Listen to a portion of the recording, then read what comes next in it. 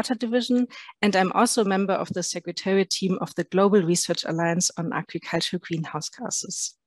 First, I would like to highlight that Germany feels honored to moderate the session today, because first, we are excited to hear the first results from the Carbon Market Platform by Jane Ellis, a project that is co-funded by Germany. And second, policies that support a low-emission agri-food sector are a priority of the German government. For instance, with its 2030 Climate Action Program, Germany is promoting, amongst others, the reduction of greenhouse gas emissions in animal husbandry, the increase of fermentation of farm manure and agricultural residues, the preservation and formation of humus on arable land, the conservation of permanent grassland, and the protection and rewetting of peatlands. So I'm really very much looking forward to the session today. And before I pass the floor to Marion Jansen for some welcome remarks, I will just briefly outline some housekeeping instructions. So this session will have 4 brief presentations from our speakers, which will be followed by an interactive discussion open to all our online participants.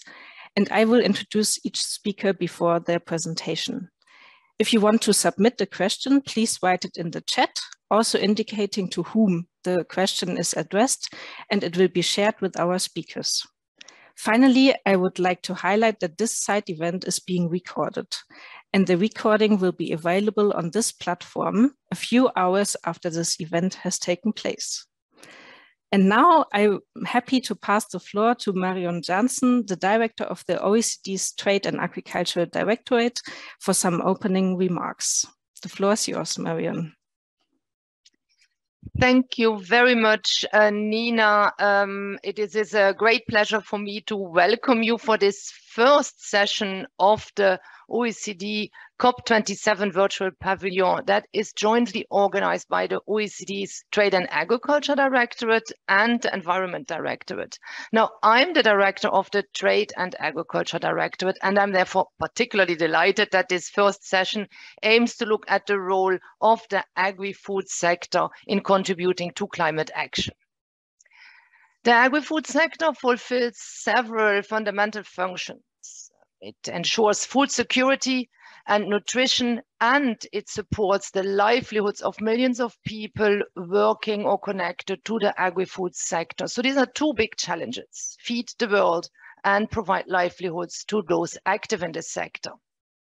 However, to be able to fulfill these 2 functions in the longer term, the agri-food sector also needs to be environmentally sustainable. And this is why at the OECD, we talk about the triple challenge for the agri-food system. So provide food security, provide livelihoods, and do this in an environmentally sustainable way. This triple challenge is particularly acute in the times of climate change that we are experiencing, because the sector is not only a source of global greenhouse gas emissions, it is at the same time one of the most, if not the most vulnerable sector to a changing climate. The climate change debate is therefore very important for the agri-food sector. Also, the agri-food sector contributes to climate change. It can also be part of the climate solutions. They can notably reduce emissions through more sustainable practices and technologies, and through increased investments in sustainable productivity growth. And this is an area in which the OECD is very active. We are notably one of the leaders in measuring and monitoring sustainable productivity growth in agriculture. The agri-food sector can also increase sequestration in biomass or in soil and contribute to ways to make the economy-wide climate mitigation efforts even more important and effective. Reducing emissions in the agri-food sector would not only contribute to long-term climate stabilization, but it could also result in a number of co-benefits, such as reduced deforestation and associated biodiversity losses. So a lot to be done in that sector. The good news is that climate action, as we will hear today, is now more than ever on the food systems policy agenda and on the agenda of policymakers in the agri-food sector. An example of this, and an important one, is the meeting of agriculture ministers that we, the OECD, will be hosting in Paris next week on November 3 and 4.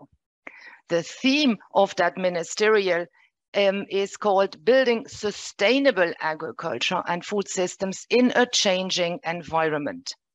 The ministerial is expected to lead to a declaration by OECD members and non-OECD ministers.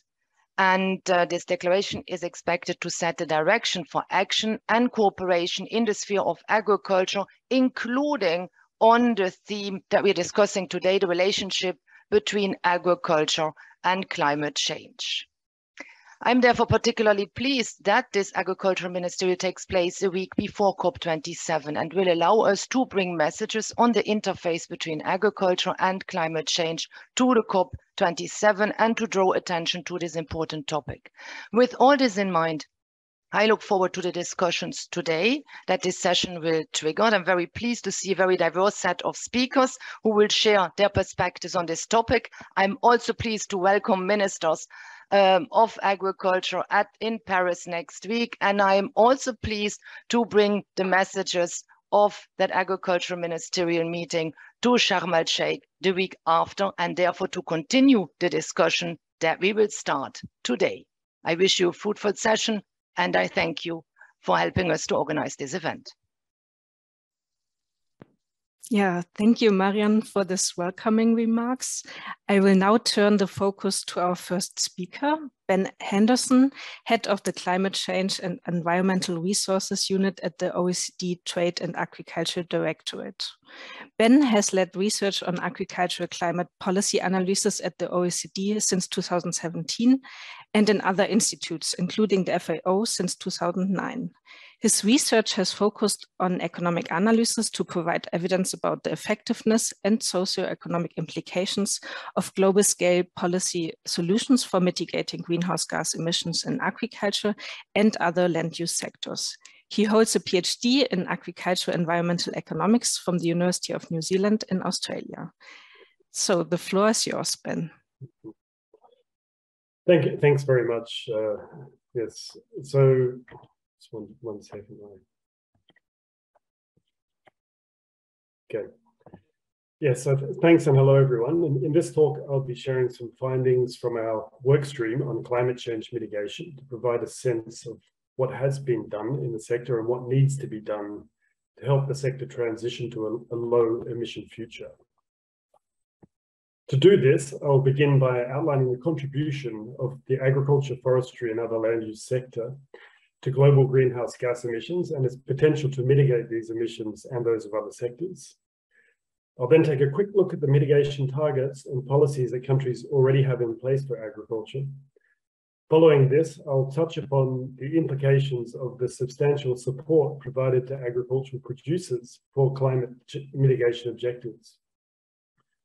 Then, taking all of this into consideration, I'll show how much agriculture and AFLU broadly could contribute to meeting the Paris Agreement objectives of keeping global temperature increases to well below 2 degrees and preferably to 1.5 degrees Celsius. Throughout the talk, we look at the AFLU sector as a whole because agriculture is connected to forestry and other land uses. But when it comes to discussing existing policies, I focus a bit more on the agriculture sector specifically. In this figure, which summarizes studies from the IPCC's latest sixth assessment report, we show the emissions from the AFLU sector, the global emissions on the left-hand side, and the mitigation potentials to the right of this. Beginning with emissions, we can see that the AFLU contributes quite a large share, 22% of global greenhouse gas emissions. Agriculture contributes to about half of this share, mainly from methane and nitrous oxide gases. The other half is from LULUCF sources, which is the non-agricultural part of AFLU. And a large share of these emissions are those associated with deforestation. The mitigation potentials in this chart tell quite a promising story. The technical mitigation potential estimates in the middle of the chart reflect what is possible with full deployment of the suite of mitigation options that are currently available without taking into consideration their costs at all. In this case, full deployment of the supply side measures alone would make the AFLU sector a significant net sink. As you can see, the second bar is a lot higher than the first bar, meaning it would become a net sink. The economic potential, which only includes mitigation options that fall below a threshold of $100 per ton CO2 equivalent, is smaller but significant, and full deployment of these economically viable mitigation options would come close to making the AFLU sector as a whole a net sink. In both cases, the supply side measures embody emission reductions and carbon sequestration. Most of this potential comes from the non-agricultural part of AFLU, the LULUCF, and they're a combination of avoided deforestation, shown in the blue stripes, and afforestation and peatland management, captured in the green part of the bars, under the category of other land use and agricultural soils. Among the various options for agriculture, soil organic carbon sequestration tends to be the most important, but agricultural emissions also play a role. Just a quick correction, the soil organic carbon sequestration is in fact in the blue bars. That was a late change, apologies for that. In terms of the demand side measures, such as shifting diets of consumers to lower emission food types and reductions in food waste and food losses, these can also make important complementary contributions to the supply side measures. Given these potentials, it's worth taking a look to see how far countries have come in setting mitigation targets and policies for the agriculture sector. This chart provides a summary of targets in the latest OECD report on agricultural policy monitoring and evaluation, which covers 54 countries, including all OECD member countries, plus other countries with important agricultural sectors, including Brazil, Argentina, China, and India, to name a few. All 54 countries have submitted their nationally determined contributions, and most of these include reductions of total economy-wide emissions to net zero by 2050 or shortly after that. However, the number of countries submitting long-term strategies is lower, and importantly, only 16 countries, less than a third that were reviewed here, have specified specific emission reduction targets for their agriculture sector. And these targets can be really helpful for focusing mitigation efforts and measuring progress, and they signify that there's ambition and willingness to do something about climate change by the sector. Now, this table provides a snapshot of mitigation policy measures currently in place in agriculture based on a 2020 review covering 20 different countries, which collectively account for nearly half of the world's AFLU emissions. Don't worry about all the details. The main points I wanted to make here is that the application of these policy measures is emerging quite slowly, particularly in the case of market-based instruments, such as carbon pricing measures, as well as auction-based subsidy instruments. And these tend to be the preferred, these carbon pricing, these market-based instruments tend to be preferred by economists due to their efficiency properties and capacity to stimulate innovation. But as mentioned, the implementation of these has been quite slow.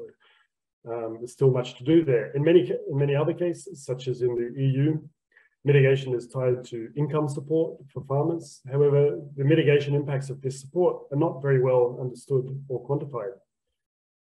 In terms of some of the softer mitigation policy measures that are very important, that have less direct impacts, many countries score quite well. And one such category is funding research into low emission farming practices and technologies. But taking all of this together, overall, there's a big gap between the mitigation incentives provided by these policies and those that are needed for agriculture to make a proportionate contribution to stabilizing global temperature increases. Continuing to look at the existing policies in agriculture, it's also useful to look at how much support is going to the sector and what the implications of this support are for mitigation objectives. If we look at the 611 billion in support to producers, now this excludes consumer support and payments to general services, we find that 391 billion is in the most distortive category, so distortive to agricultural markets. The majority of this is from trade measures that inflate domestic market prices for agricultural products, otherwise known as market price support. However, a significant amount of these most distortive measures are in forms of payments to either lower the cost of variable inputs, some of which are emission intensive, such as fertilizers, or to increase the amount paid to farmers for their outputs. Now, these payments not only distort agricultural markets, but they also incentivize more production and more intensification and more emissions from agriculture. Significantly, only $2 billion is paid to producers for the provision of public goods, including environmental goods and services. Very, very little. In this chart, the support is sliced differently to show where commodity-specific support is going. Here, the width of the bars reflects the relative amount of support, and the height reflects the emission intensity of the different products produced by the sector. Here it can be seen more clearly that a significant amount of support is going to the most emission-intensive commodities, with $76 billion transferred to producers of beef, veal, lamb, and rice, all of which have the highest emission intensities. Taking these findings into account, we can start to build different policy action pillars for the agriculture sector to lower its emissions and increase carbon sequestration. The first of these involves phasing out the forms of agricultural support that we've seen can be counterproductive to mitigation. But it is worth mentioning that this will only achieve a small portion of what is needed from the sector to contribute to the Paris Agreement targets. Much more needs to be done in the second pillar, which is about creating direct and strong incentives for mitigation, including, but not only, through carbon pricing measures. We know that there's a significant gap in what the sector is contributing and what it can contribute to mitigating climate change, but how much can we reasonably expect from the sector? To help answer this, we used a global economic land use model to see how much agriculture and AFLU more broadly could contribute to keeping global temperature increases to below 2 degrees and 1.5 degrees Celsius based on different carbon pricing policies. So the scenarios I'm presenting here rely on using carbon prices that are consistent with multi-sectoral global efforts to achieve these objectives of the Paris Agreement. In the first scenario presented here, we consider a package including carbon taxes on emissions, both non-CO2 from agriculture and CO2 from the other land use sector, including from deforestation, and subsidies for carbon sequestration in biomass and agricultural soils. When we consider these together, the AFLU sector could mitigate around 8 gigatons per year by 2050, according to this modeling. Now, this represents a 90% reduction in net global emissions from the AFLU sector and a 12% reduction in global anthropogenic emissions. For agriculture, most of this could come from reduction in the sector's main emission sources, plus an important amount from soil carbon sequestration. This reduction taken together represents nearly half of the emissions from agriculture. A larger emission reduction is possible in the LULUCF sector. The breakdown isn't shown here, but the impact of the tax on preventing deforestation is an important component of this, and afforestation to a lesser extent. Now, given the various political challenges many of you are aware of around concerns about competitiveness associated with taxing emissions, it's helpful to see how a subsidy for mitigation performs. In this scenario, a subsidy for carbon sequestration is maintained, but instead of taxing non-CO2 emissions from agriculture, a subsidy is provided to cover the cost of adopting mitigation practices to lower these non-CO2 emissions, all based on the same carbon price consistent with the 2-degree target.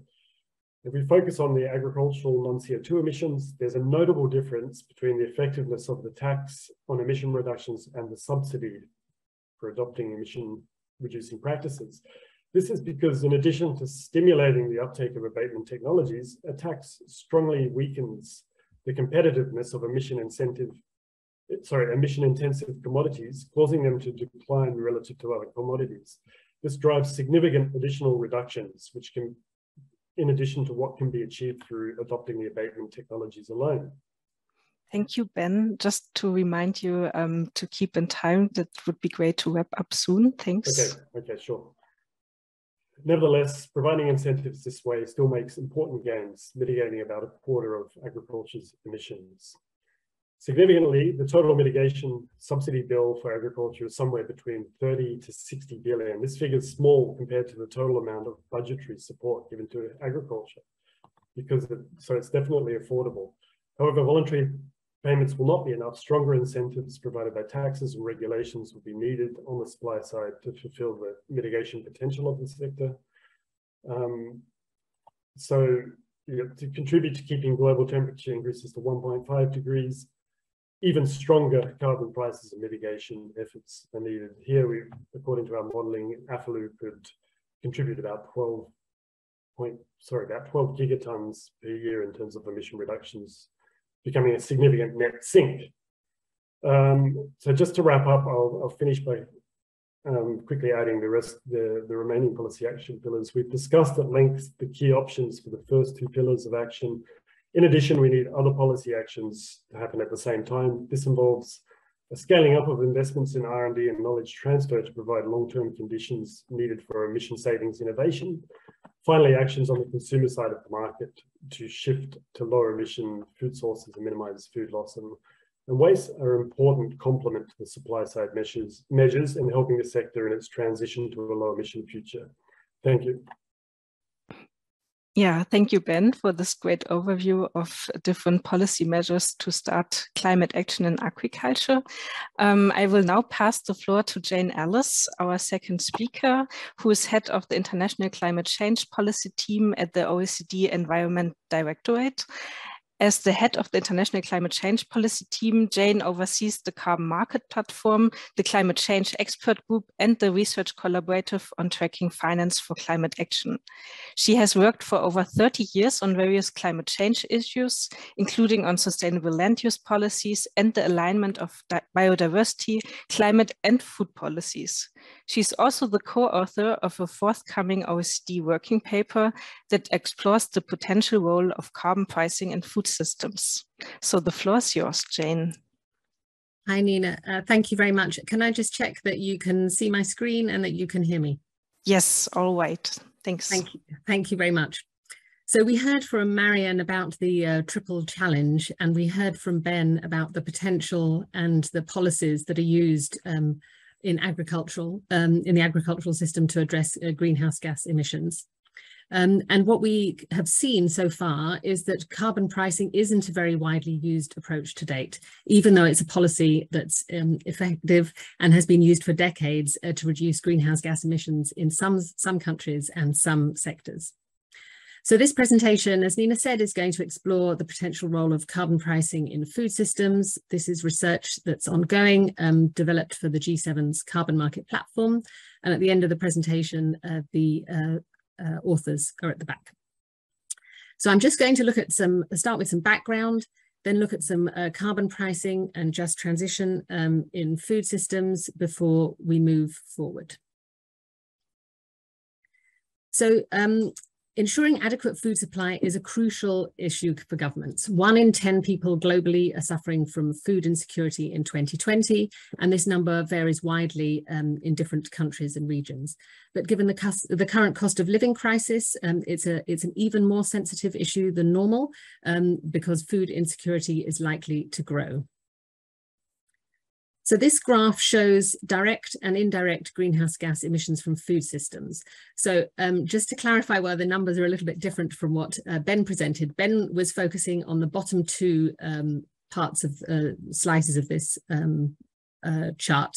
So he was focusing on land use change and forestry, LULUCF, which is sometimes also called AFLU, and the production side. So, but if you also include the post-production, this graph also includes post-production. So you can see that emissions have grown slightly, about 10% between 1990 and 2015, and now the greenhouse gas emissions from food systems accounts for about a quarter of total greenhouse gas emissions. But in order to reach the Paris Agreement goals, these emissions are going to need to decrease or be offset. But in order to manage emissions, you need to first know where they're coming from. So this graph shows that this across the food system as a whole. So as we've seen, about a third of emissions are due to land use change and forestry. That's the dark green slice, and this is mainly CO2, so mainly deforestation. Then the next, the largest slice of the pie, which is mainly methane and nitrous oxide, is from agricultural production itself. There is no systematic carbon pricing in place for either of these sets of emissions, although there is one subnational scheme in California, a national scheme is planned in New Zealand that we might be hearing more about future, and there are also some offset projects. So the remaining slices of the pie here are from post-production, and this part of the food system emissions has been growing over time. And so some of these emissions in some countries are covered by carbon pricing systems, but in general, that isn't the case. So this is an aggregate overview.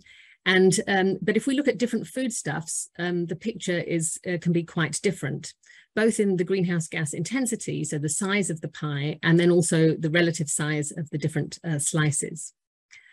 So, for example, beef is a very carbon-intensive, greenhouse gas-intensive foodstuff, and emissions come mainly from deforestation and from the production phase. Whereas barley, and I should say that these pies aren't to scale, is a much less, 2% of the greenhouse gas intensity of beef. It's much less intensive. And as you can see, the post-production phase emissions are more important. And peas are even smaller level of greenhouse gas emissions per kilo. So not only but it gets more complicated than this if you're thinking about implementing carbon pricing, because there are significant variations within a given food product, within a given foodstuff. So this graph is from my Trade and Agricultural Directorate colleagues from a publication of theirs. And it talks about, it shows the greenhouse gas emissions per kilogram of food between the 10th and the 90th percentile. There's also a similar graph that looks at greenhouse gases per kilogram of protein, and that gives you a similar picture. So what you can see is beef is at the top because it's one of the most greenhouse gas intensive foods, and fruit and vegetables are towards the bottom. But you can also see that the length of the bars vary widely. So for example, there is a twofold, there's a factor of 2 difference in the greenhouse gas intensity of lamb and mutton production, and a 4-fold difference for cheese. So this means that there's considerable room to improve the greenhouse gas efficiency of production, but sometimes there can be a trade-off with animal welfare, for example, if it means moving from extensive production to intensive production. So it's not always that simple. But it also means that there are technical challenges in establishing a carbon price for food that accurately reflects the carbon intensity of that food. So there are methodological issues, and these include that there's significant uncertainty in the level of emissions for a given activity. So for example, nitrous oxide from fertilizer application. There are also other technical issues that are relevant. So given the significant variations that we've seen, not only between foods, but also within a food system, within a food product, if you're going to set up a carbon pricing that accurately reflects the greenhouse gas intensity of a given food, you might need to look, you might need to monitor and get data farm by farm, product by product, and that could be quite expensive and not very feasible for very small farms to do. And in the developing country, there are many very small farms. Leakage is also an issue. So leakage is where emissions reduction in one place is offset by emissions increases in another place. And given that the world's food systems are increasingly interconnected, if one country establishes carbon pricing in its food system, it may just succeed in displacing food production from within its borders to outside its borders. So that wouldn't help the global situation very much. But as well as challenges relating to introducing carbon pricing on the supply side, there are also challenges on the demand side. So a recent study from other colleagues in OECD has looked at the acceptability of different climate response options by interviewing 40,000 people in 20 countries, both high income and middle income countries. So the bars here show the proportion of people that would be willing to adopt specific climate responses. And so that you see that there's quite a lot of support for acceptability for a doubling of beef prices, but much lower than mitigation policies where the link to household expenditure is less clear. And those mitigation policies that provide subsidies for low greenhouse gas activities are more than twice as acceptable to those that increase the cost to individual households. So there are also demand side changes, as Ben said, that are possible in the agricultural sector. And these can lead to just transition issues for those employed in the food system, as well as for those of us who just buy and eat food. This also relates to the triple challenge that Marion mentioned earlier. So 27% of the global workforce is employed in agriculture. This varies hugely by country and region. But some governments have indicated recently that they aim to reduce greenhouse gas emissions from agriculture, specifically from agriculture. And so this has led to protests by farmers in New Zealand, in Ireland, in the Netherlands this year, and France last year, because farmers, and particularly livestock farmers, see this as a direct threat to their livelihoods. And there are also just transition issues that relate to consumers. So food prices have increased sharply in the past couple of years. And this looks at agricultural price indices, and the current crises, current cost of living crises are likely to lead to an increase in future as well. And this will exacerbate food insecurity amongst vulnerable populations. So we've seen that there are significant barriers, both political barriers and technical barriers, particularly in the short term. But addressing greenhouse gas emissions from food systems has many advantages in many different areas, not just climate, but it can reduce deforestation, reduce pressure on land. There's a large overlap between food that's good for you and food that's good for the planet, so it can improve health. There's a possibility to reduce the water footprint of food as well, which is also important given the changing precipitation levels we're seeing with climate change. And so it's really worthwhile exploring the potential of different carbon pricing tools in the food system, possibly in the longer term. So for example, fee-baits that could increase the price of greenhouse gas intensive food while reducing the price of low greenhouse gas intensive food could be a promising way forward. But we do have to be very conscious that the situation in different countries varies very widely. And so we need to take this into account when we move forward. Thank you. Yeah, thank you, Jane, for this presentation and especially pointing out the potential and challenges of carbon pricing in food systems. We just got the message that we have over 100 people watching us. That is great news. And also want to point out again that people watching us online are welcome to ask questions in the chat that we will put to the speakers after the presentations. Yeah, and with this, we will now move to our first country presentation, and we will start with Fleur Francois for the perspective from New Zealand. So Fleur is the manager of the climate change on-farm and inventory at the Ministry for Primary Industries in New Zealand. She was previously director of the Measurement Standards Laboratory of New Zealand and has over 15 years of experience in the public sector in a range of policy and operational leadership roles, including the Environmental Risk Management Authority, Ministry for the Environment, Ministry of Health, and Callaghan Innovation. Furthermore, she holds a PhD in biochemistry. So with this, the floor is yours, Fleur. Thank you, Nina, and thank you for inviting me. I'm joining you while we're in the midst of running public consultation on how the government is proposing to price biological emissions from agriculture from 2025.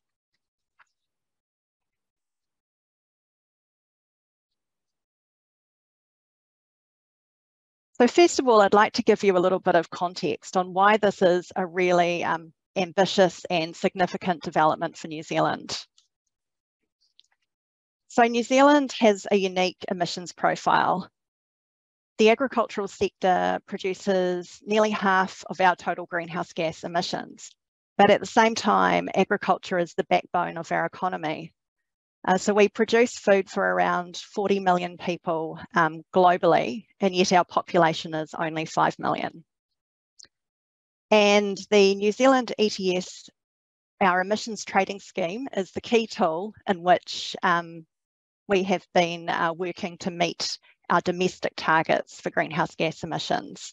And the New Zealand emissions trading scheme is aligned to our legislated net zero targets. So because everything's already aligned to the ETS, the last thing really for us to do is to look at how do we cover agriculture. And so New Zealand is unique in that it has legislated that agricultural emissions will be priced by 2025. And we have a legislated domestic target of a 24 to 47% reduction in biogenic methane emissions by 2050 from 2017 levels, and this includes a 10% reduction by 2030. So for the last 2.5 years, the government has been working in partnership with the agricultural sector and our Indigenous people to find a way to support farmers to measure, manage and reduce their on-farm emissions. So I'd just like to note at this point that pricing is only one of the policy tools in the toolbox that we're using to help support New Zealand agriculture make the transition to a low emissions production. And the partnership was quite a unique process. So it's called He Waka Eke Noa, which is a Maori phrase, which means we're all in this together, or we're all in the same boat. And it was unique in that it was truly a policy co-design, co-development process. So you can imagine that that was pretty challenging given the very diverse interests in the room.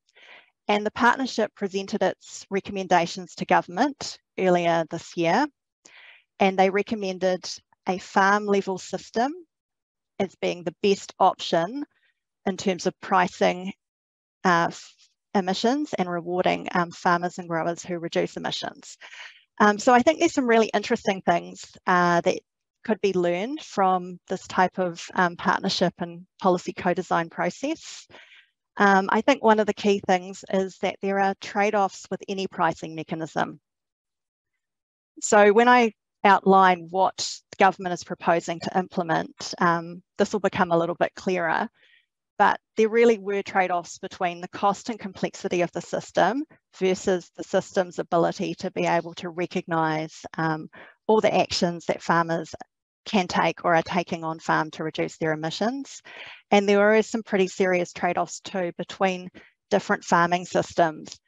So we've done a lot of economic modelling, which has shown quite different impacts across dairy versus red meat. And finally, I'd just like to note that one of the reasons the New Zealand government pursued this partnership approach is that climate change policy is highly political. And so we see real value if we're able to work together to come up with solutions that can be more enduring. So whereabouts are we? So this month, we released a discussion document outlining the policy proposals for pricing agricultural emissions, which I'll go through in a little bit more detail on the next slide. Basically, the government accepted many of the partnership's recommendations and is proposing a simple farm level levy. There are a couple of key differences between what the government has chosen to do versus what the partnership recommended. One of them is in the area of governance and in particular price setting. So the partnership proposed a much more directly influential role in setting the price, but the government has decided to instead propose a more open and transparent process involving advice from the Climate Change Commission, which is an independent body in New Zealand. And the other key difference is around sequestration, so how different types of on-farm vegetation would be recognised within the system. And the government is proposing, differently from the partnership, that in the long term, this should be recognised within the emissions trading scheme because that provides equity with other landowners. So we're in the process of consulting on the proposals at the moment. So my team and I have been on the road, travelling around New Zealand, talking to farmers, and we'll be doing more of that in the coming weeks. But the government is planning to make final policy decisions at the beginning of next year in order to be able to implement pricing by the 2025 deadline. So finally, in terms of what does a farm level levy look like? So we are proposing all farmers and growers that have meet a certain threshold. So in this case, 550 stock units or 50 dairy cattle, or apply over 40 tonnes of synthetic nitrogen fertiliser, will be subject to the farm level levy. They will need to enter their data into an emissions calculator, and they will receive a bill for their annual farm emissions. And there is a different price for methane and for long-lived gases. And this is to reflect our different targets. So methane has a gross emissions reduction target, whereas long-lived gases are already priced within our emissions trading scheme. And yeah. Also, another feature is that farmers can reduce the cost of their levy by implementing particular mitigations, and the rate at which those mitigations are recognised is much higher than what the levy would be. And this again is recognising that implementing some of these mitigations is not at a cost-effective point yet. I've already covered that sequestration will be recognised in the long term by the emissions trading scheme. However, in the short term, the proposal is that when the farm level pricing system goes live in 2025, that farmers will be able to apply for recognition through a contractual or grant payment. And that's just to recognise the lag in introducing new categories to the ETS. And finally, the revenue raised by the levy will be recycled back to cover the costs of running the system, paying for incentives and activities to further reduce emissions. So finally, if you're interested in more details, the consultation document is available on this link on our website. And also all of the technical reports, including the economic modelling that I mentioned. Thank you. Yeah, thank you, Fleur, for this very interesting insights from New Zealand. Really much looking forward to the discussion also later on. But now we will move to the other side of the world, to Brazil, and to our next speaker, Cibele de Andrade Silva. Cibele is the Director for Innovation of the Brazilian Ministry of Agriculture, Livestock and Food Supply. She has a background as a chemical engineer and lawyer, as well as a master's in intellectual property and innovation management. Cibele is experienced in the areas of sustainability, bioeconomy, digital agriculture, food tech, technology and innovation ecosystems. She also has relevant experience in the Brazilian Agricultural Research Corporation. And with this, I hand over to Cibele. Thank you, Nina. Good morning, everyone. I'm pleased here to represent our Secretary of Innovation, Kleber Oliveira, today at this important event over the sustainable agriculture policies we have doing all over the world.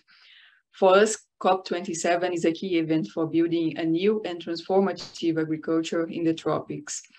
And we have a strategy for the intensification of the sustainability of Brazilian agriculture that is based on 5 pillars, namely the sustainability, economy, digital agriculture, open innovation with our startups, and food tech. And I will make to you a short presentation regarding 2 main Brazilian agricultural policies comprising the sustainability and bioeconomy pillars within the broad global context of climate change and food insecurity challenge.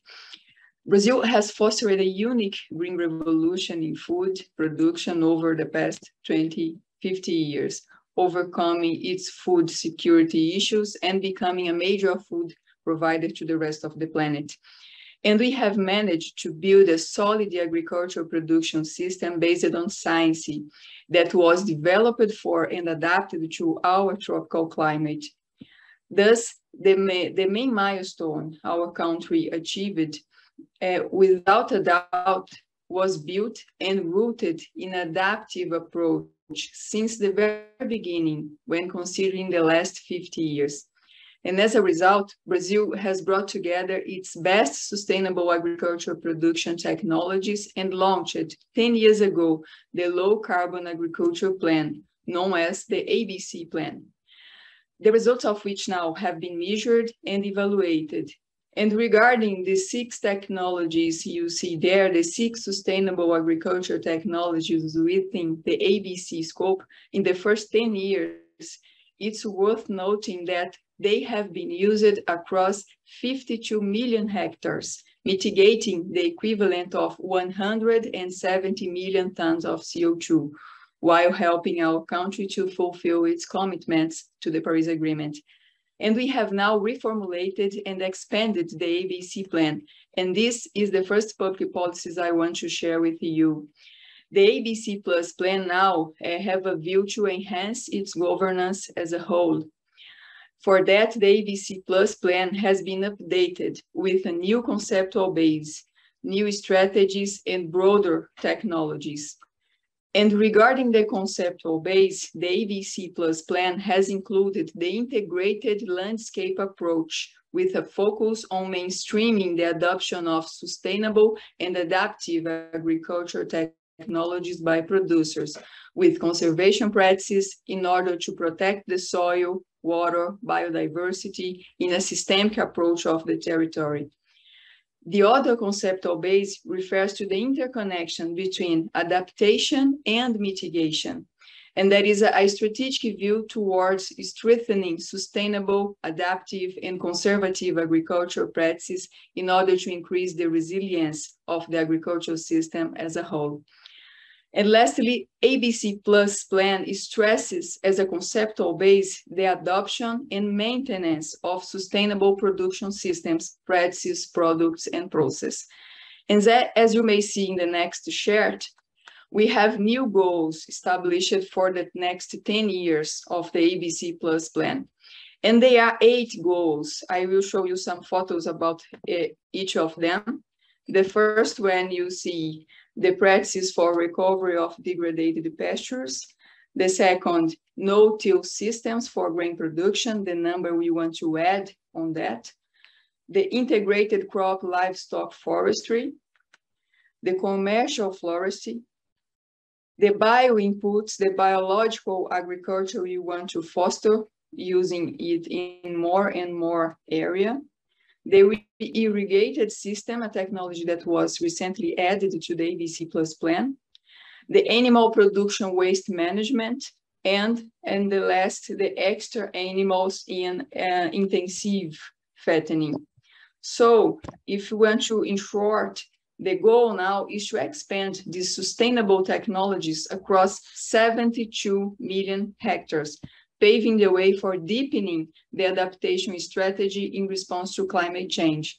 And based on this, Brazilian agriculture sector will refrain from releasing about the equivalent of 1 billion tons of CO2 into the atmosphere. This is our goal with the ABC Plus plan and all the 8 technologies and specific goals we have set it.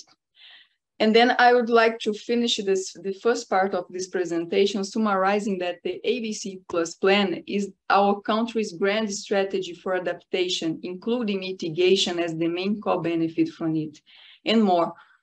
With all tropical technologies, we are producing more and more, using less. And from an agronomic point of view, three major factors have been responsible for that. The tropicalization of crops and herds, which means the adaptation of it to our climate through genetic engineering, through new and conventional breeding technologies. The development of integrated production systems, one of them is the goal I have shown you, and the soil correction, especially in the Midwest and in the savanna biome. And through this pathway, ABC Plus plan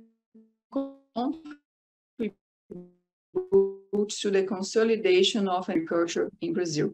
Well, this is the ABC plan. And now I want to show a little piece about the National Bioinputs Program, a complementary public policy that I want to show you as a second big example we have here.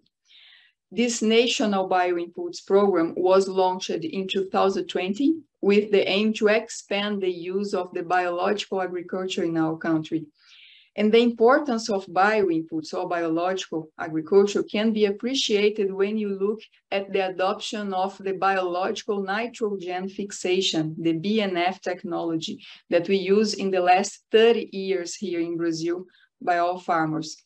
The BNF uses bacteria, or that there is a kind of bioinput that naturally incorporates the nitrogen into the soil, removing it directly from the air.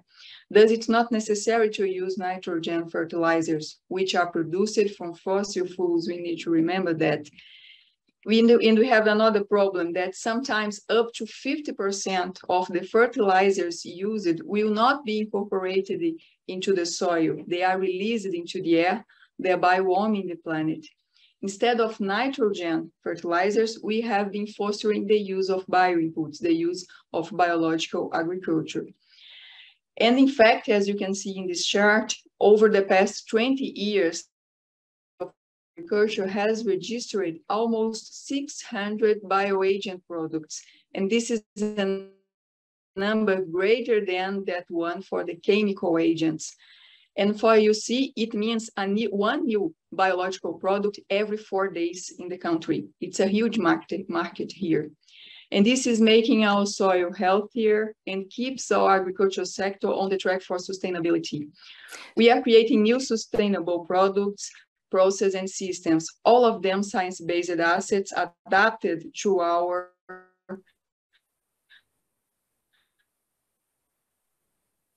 climate. And those are from the atmosphere. Brazil can support the planet with an efficient carbon sequestration tool through its agriculture sector. Sibyl, just a quick reminder that we would have to wrap up soon. Thanks. Okay, the benefits of the tropical world can provide to the rest of the planet with, in terms of agricultural production and environmental conservation, are huge, and we need to work hand in hand to achieve it. In the context of the climate change, it's important to call attention to some urgent needs, and I summarize it then into one, the specificities of the tropical agriculture, and two, the financial adaptation strategies. First, we need to recognize agricultural measures and metrics for adaptation and mitigation, specifically designed for the tropics. And the second thing I want to mention here is the financial adaptation strategies that I'm sure will be seriously discussed in COP27 in the coming weeks. This will play a critical role in paving the way for more examples like the ABC Plus and the National Bioinputs Program to become feasible all over the tropical world. Brazilian agriculture can play a key part in helping the world to decarbonize itself. We can share our journey into tropical and sustainable agriculture with all of the countries, and we have much more than a climate-smart agriculture. It's a climate-smart, preventive, innovative, and even sustainable agriculture. And finally, I want to finish leaving you a message reaffirming our commitment to sustainable global food security.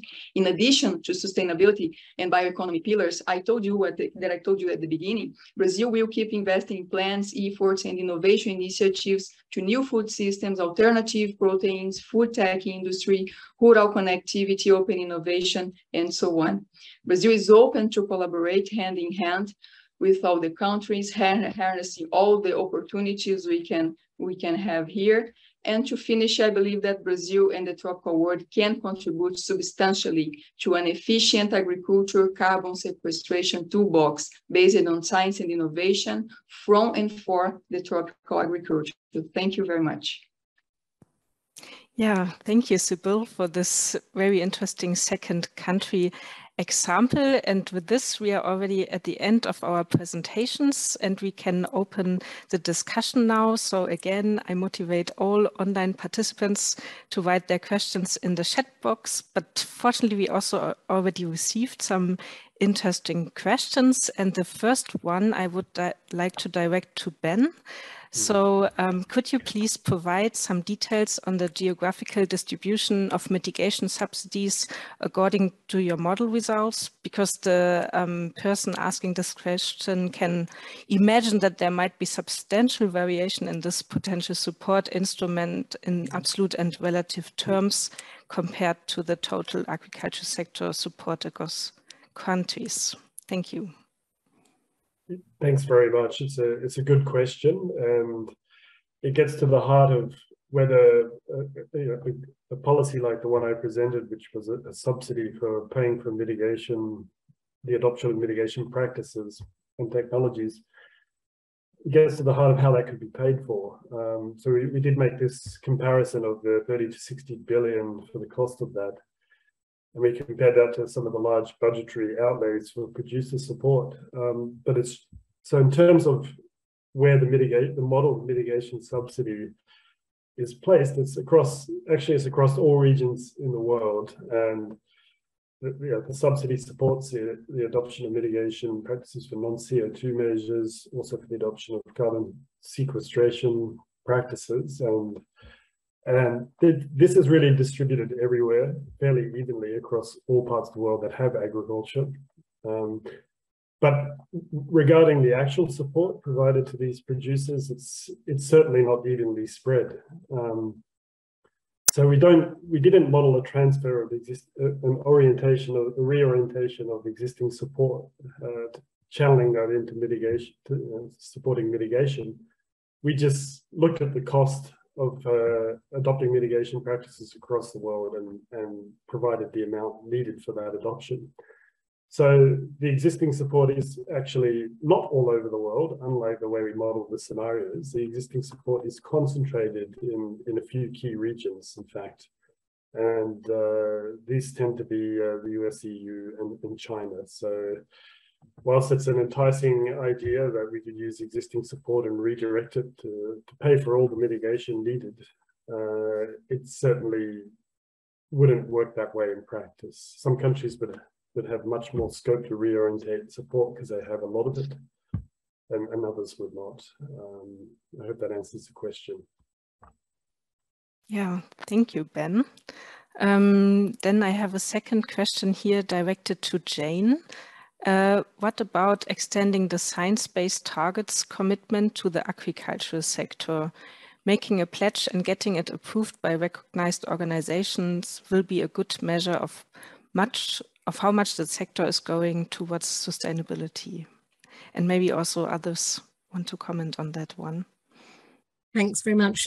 Well, I'll start then and others can jump in. So obviously targets can be very useful in sort of increasing the visibility of greenhouse gas emissions and then helping to try and reduce them.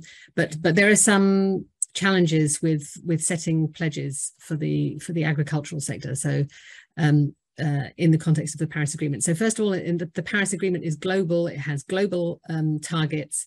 The pathway to meet those targets is going to vary by country and it's going to vary by sector.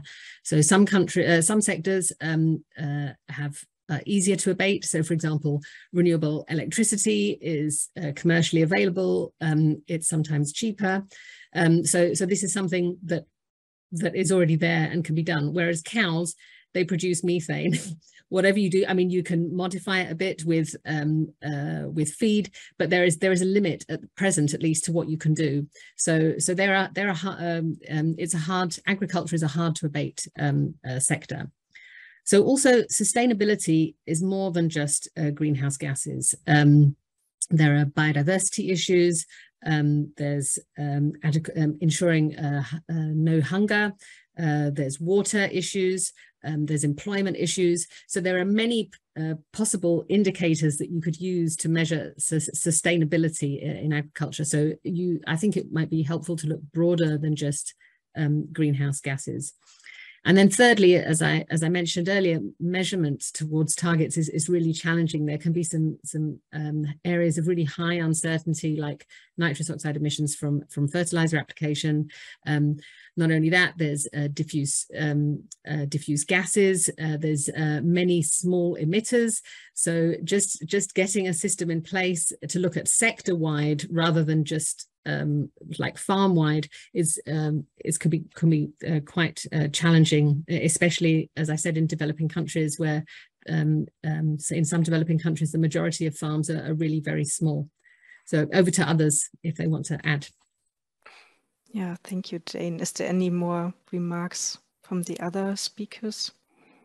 Yes, Sibel? I just want to add about the need that we need to have measures and metrics when we consider the tropical world.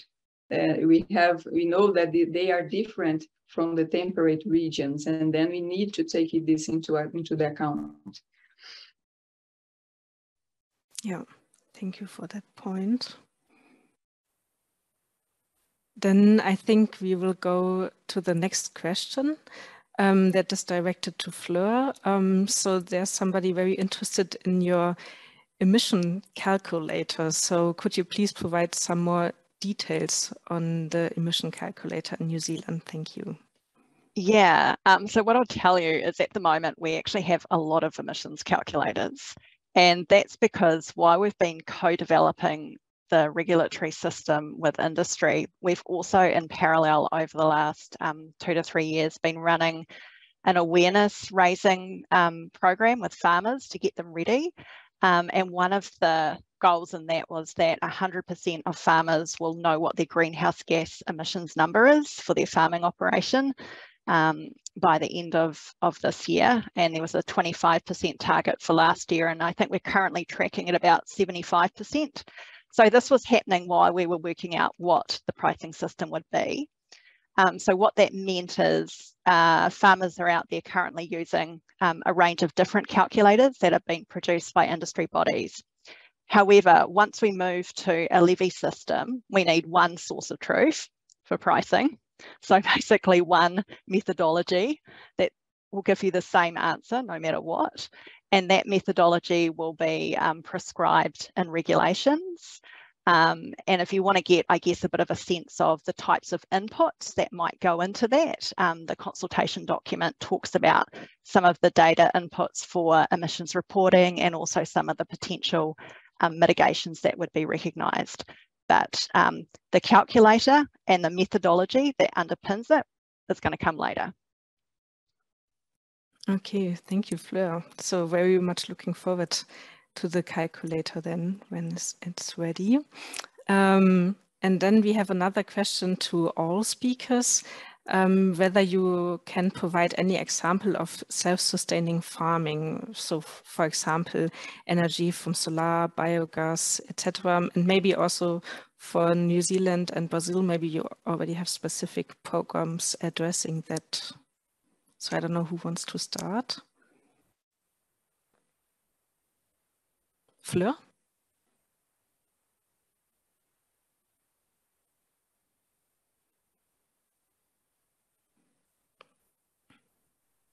Or Sibyl? You can go ahead, Fleur. Yeah.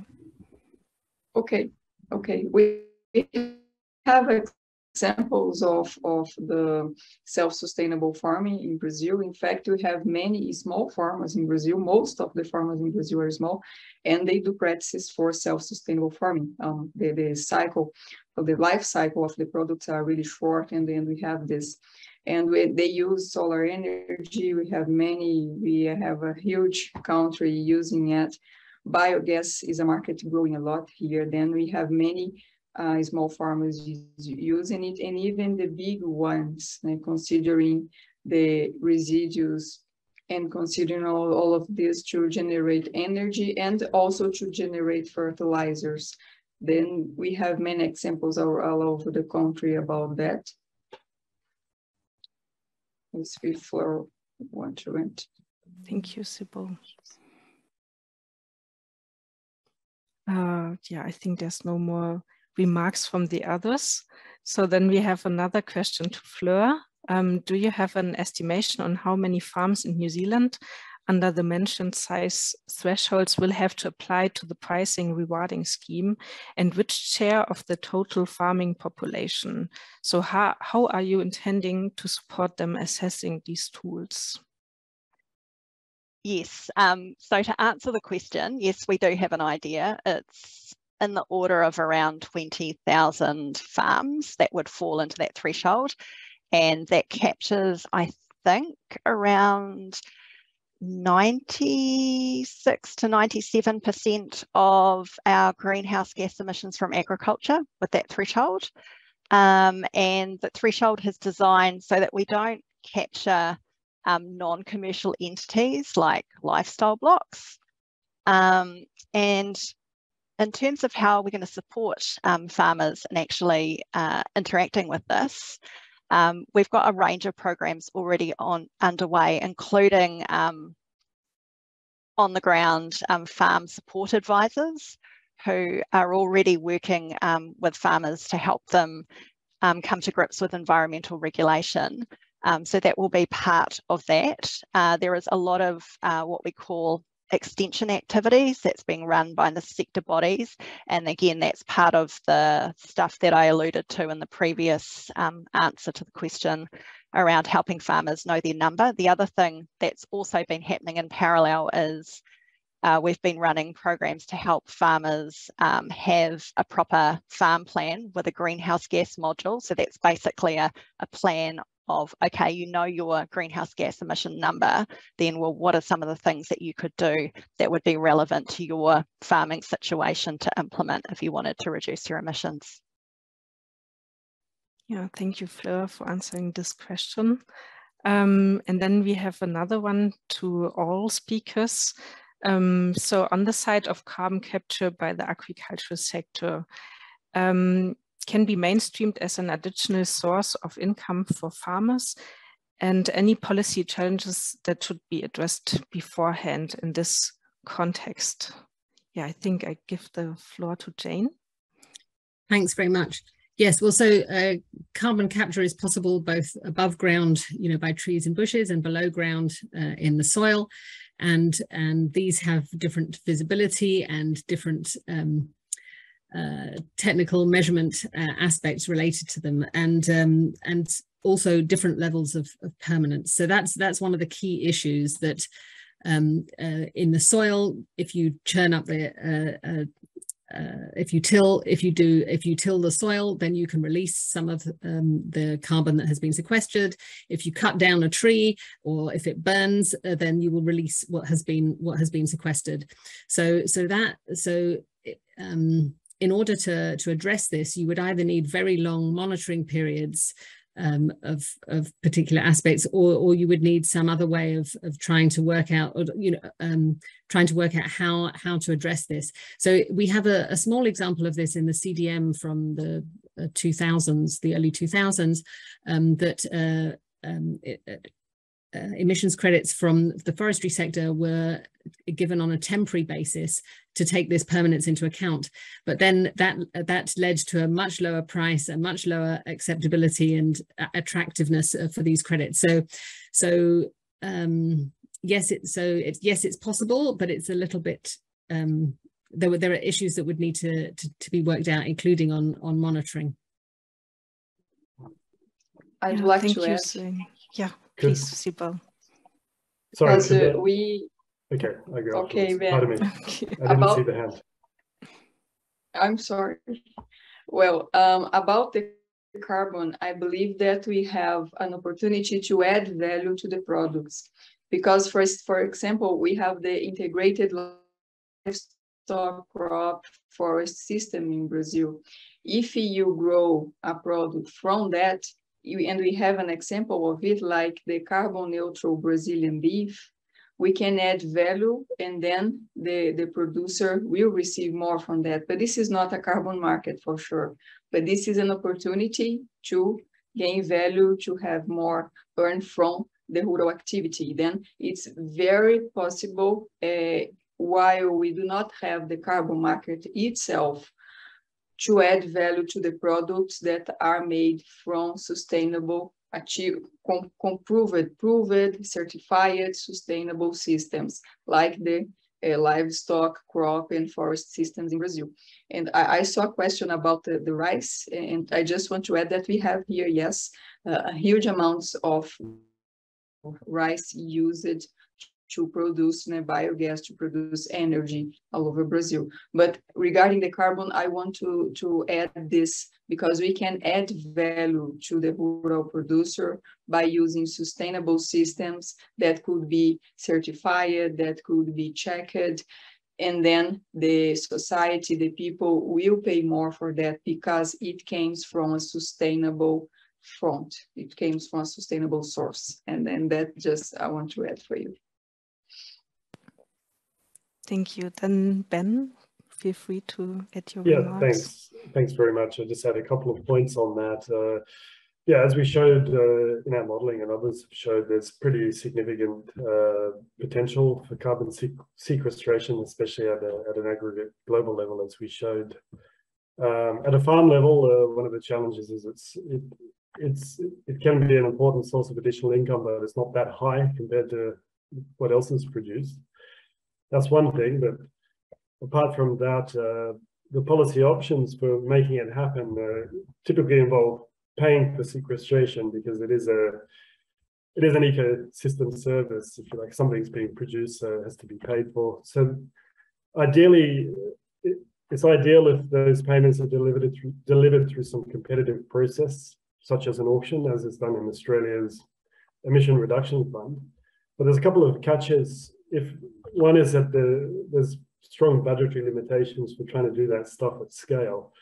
If those funds are going to come from government, for example, an alternative is to link soil carbon sequestration as an offset to existing compliance markets. But the challenge there has been giving assurance over the quality of the credits, because of concerns such as those raised by Jane about permanence, but also having affordable and accurate measurement, reporting, and verification systems is a big challenge. And typically in carbon markets, these soil carbon credits are heavily discounted, so that reduces further the income benefit. So overcoming some of those measurement, reporting, and verification challenges is key to give those assurances, get a higher price for those credits. Another thing is, we talk a lot about carbon sequestration, but we have had a report on enhancing soil carbon stocks in agriculture published a year ago. And there, in addition to sequestering carbon, just as important is protecting existing carbon stocks in soils. So there you need a different set of policy measures. And that's more about regulations to prevent things like draining and clearing of organic soils for cultivation and things like that. So it's important to have both the carrot and the stick when it comes to soil. Thanks. Yeah, thank you, Ben. Any more remarks on that question regarding carbon sequestration and policy challenges? No. Okay. I think then we have another question here to all. So how would the GHG balance look like when we would replace high greenhouse gas emitting food sources, like for example from beef, with lab-produced alternatives? Is there anyone from the round who would like to answer that? Yes, Sibel. Okay, I believe that the consumption patterns are already in change all over the world. But we need to develop alternatives, not only on new food, new alternative proteins from grains, for instance, but we can have meat produced in a sustainable way. And I believe that all the society are requesting for that, and the tropical world can provide it. We strongly believe. But the consumption patterns are already changing. We know this. And then I just believe that the solution is not only to talk about the alternative proteins, but the meat produced in sustainable way, because we have the food security and we have to guarantee the protein provision for all over the world for feeding 10 billion people by 2050. And I believe that all sources of protein will be really relevant for all over the world. But we need and we can produce in a more sustainable way. Then this consumption patterns, I believe that the question is very good, will be achieved. And when we will be, I believe that the society will accept not only the alternative consumption patterns, but that we will accept the patterns that came from a production system that is proved sustainable. Then I believe that we will need all the kinds of proteins, all kinds of food to achieve food security to the world. Yeah, thank you, Sibyl. I see that Ben also wanted to add on that one. Yeah, the main thing to add is that colleagues of mine in the Trade and Agriculture Directorate have developed a good report looking at gathering a lot of market intelligence and evidence as to the prospects of cultured meat and other alternative protein sources penetrating markets in the future, and what that could imply for greenhouse gas emissions and other attributes. I'm not fully conversant in that study, but one of the things that I'm aware that came out of it is the performance in terms of greenhouse gas emissions is highly dependent on the energy source needed for cultured meat. And so at present, the emissions associated with energy use vary a lot from one country to another. Should that energy become fully renewable in future, there is potentially an argument to say that cultured meat could be produced with lower emissions than something like beef. But the jury's still out. There's more research needs to be done. One thing where it almost more unequivocally outperforms livestock is in the context of animal welfare, at least in terms of the number. Far fewer animals need to be reared and slaughtered to support that sector at the moment. Yeah, thank you, Ben. Is there any more remarks on that question from the other speakers? No. Okay, then I think we had also one very specific question to Ben or Jane. Do you have information on emissions on nutrients like essential amino acids, vitamins, or etc., instead of per kilogram output? Yeah, I can just. We don't have a chart at the moment on amino acids. What we have done in our monitoring and evaluation report is we've taken that chart that Jane showed, the greenhouse gas emission intensities per kilogram of product, and we've produced a similar one for emissions per 100 grams of protein. And the patterns look really similar. Maybe I'll just quickly share my screen for that to be easier. Yeah, please. So you see that? You see the two charts? Yes. Yeah, so just to show that we have in fact looked at it, and the pattern across the different commodities is fairly similar with a few exceptions. One of them being the elevation of milk up the order when we consider in terms of protein rather than just the weight of the product. But not to go into further details, just to say that we've looked at it, but we haven't looked at things like micronutrient density, which we know are important for consumers, particularly in developing countries. That can't get these micronutrients from other sources. So we don't want to gloss over that, the important role that livestock has for those consumers in those places. Thank you. Yeah, thank you, Ben. Then we have another question here for Jane. There's evidence that carbon pricing and trading can exacerbate existing inequalities across the whole food system. So are social issues being sufficiently addressed in developing carbon pricing schemes? And can carbon pricing be inclusive and tackle inequalities instead of perpetuating them? Thanks. Well, I think this is a key issue, and one of the things that our research is exploring at the moment. But it's probably also one of the reasons why there hasn't been much carbon pricing in food systems to date, that governments are very concerned about exacerbating existing inequalities. There has been some studies that show, for example, if you just increase the if you introduce carbon pricing on the most greenhouse gas intensive food products, such as beef, it might impact, at least in Europe, that this would impact the higher income groups rather than the lower income groups. So this is why we're saying that maybe it's worthwhile exploring to feedbaits to see how the impact that this would have. But we don't have a definitive answer yet. Thanks. Yeah, thank you. Anyone else also want to comment on this question? No. I think then from my side, I would address a question to Fleur. Your government emphasizes that being the first mover is important to anticipate future change in sustainability requirement on international markets. But in the short term, is there not a risk that all your efforts be nullified due to leakage on the markets? And how do you address this issue regarding leakage?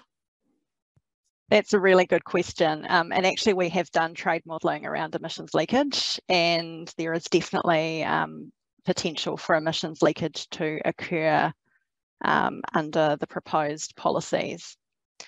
So there's probably a couple of key factors that will affect how much or how little emissions leakage occurs, with New Zealand being a first mover. One is if the emissions reductions are driven mainly by mitigation technologies, then there is less likely to be leakage. However, if most of the mitigations are delivered by reducing production, then potentially there's more likely to be leakage. It also depends on, whether other countries, take the plunge as well. Don't leave us out there on our own. Whether other countries are going to be producing, picking up production in markets that we sell to in that case. Yeah, thank you. Any more comments on this potential of leakage in general?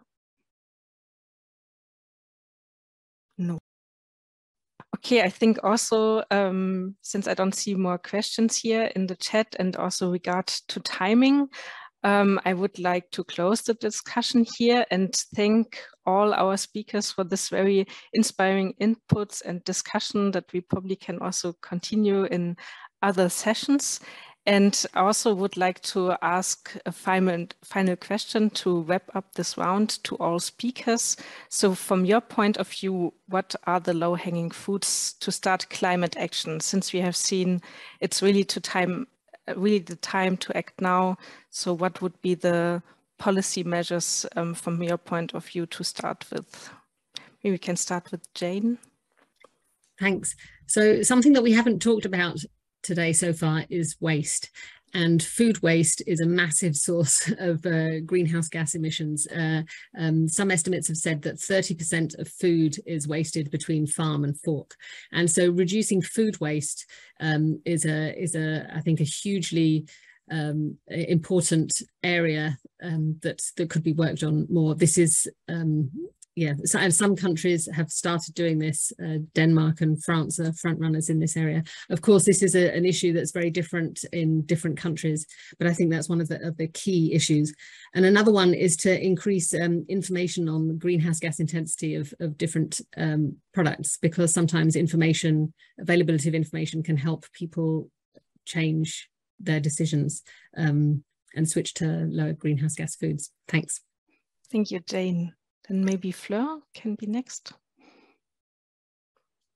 I think from our perspective, it really is investing in R&D and technologies that are fit for purpose for our pasture-based agricultural systems. So one of the challenges we have in New Zealand is there are some really great technologies that we can see overseas, but they just aren't applicable to our farming systems. So for us, we really need to accelerate the development of those, and our government has invested quite significantly in doing that and is setting up a joint venture with industry to further accelerate the pipeline.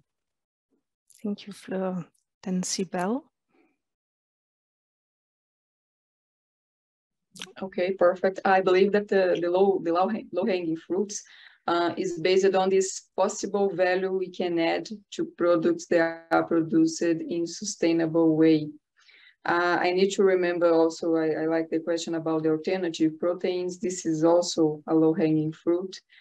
And I add to that the possibility of maturing the methodologies to consider the particularities and specificities of the tropical world, because we need to think strongly about the food security and, of course, the climate in a balanced way. And we have in the tropical world a solid foundation for capturing and storing carbon into the soil because of our adaptive climate technologies. Then I believe that the maturation, the development of more and more technologies regarding the adaptive climate technologies is one of the low-hanging fruits that we can have from these discussions, and I expect to have the tropical know-how and technologies be considered and discussed in a deeper way in the COP27, and then we can establish a good tropical agriculture to help food security and climate for all over the planet. Yeah, thank you, Sibel. And then I hand over to Ben for his low-hanging fruits. Thanks very much. Yeah, well, I suppose there's some big hanging fruit. It's not necessarily low. There's also some low hanging fruit that maybe not that big. But some of the big stuff around soil carbon sequestration, ever since IPCC's fourth and fifth assessment reports, there's been a lot of discussion about this huge potential in agriculture. And I think that still remains, but with a bit more caution than in the past, given the challenges we spoke about before. In terms of the low hang, and another, it's a bit stubborn at the moment. The enteric methane emissions from agriculture dominate the sector, and we still haven't found an easy way to crack that. There is some emerging technologies that show promise. One of them is seaweed additives. But much research needs to be done to see whether that's safe to animals and whether the effects have long duration. So R&D is an important aspect of that, as mentioned by Fleur, to develop these technologies and really tackle that main stubborn source of emissions in agriculture. There are some practices that, there's some practices of low-hanging fruit in the sense that they're viable and have a decent mitigation benefit. Conservation agricultural practices, they've been uptaken, particularly in the more sort of arid, arable regions of the world at a higher rate in places like Australia. So there's scope to expand that to other regions. But I'm a little bit loath to make a list of all the low-hanging fruit because I think it's not our job to pick winners. And the biggest low-hanging fruit is probably to get the incentives in place for mitigation, and that can come from polluter pays instruments, but with caveats that there could be trade-offs for some consumers, poorer consumers in particular. But I think it's important not to mangle these instruments with clauses for some groups and not others. What we should rather do is have a strong uniform price signal, and to address one problem, and other policies to address social issues, working compatibly with each other is what I would suggest. Thank you very much. Yeah, thank you, Ben. And I think that already summarized well our session today.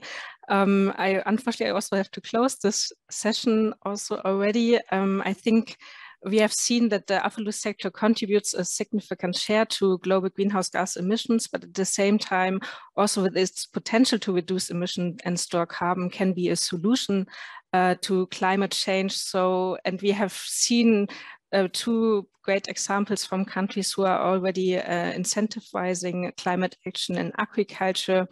And with regard to the upcoming OECD Agriculture Ministers meeting and COP27, I think we all hope for a strong signal to go out, which highlights the agriculture and land use sector's necessary contribution to combat climate change, whilst acknowledging the sector's vulnerability to its impacts. And with this, I really like to close this session, and thanks again to all our speakers and also online participants for asking great questions. Thank you. Thank you.